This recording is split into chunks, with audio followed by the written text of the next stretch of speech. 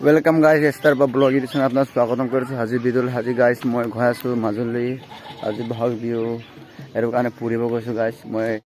মাজুলী কেনেকুৱা সব দেখাই দিম ৰাস্তাত কিবা কিবি আমাৰ গাড়ীটো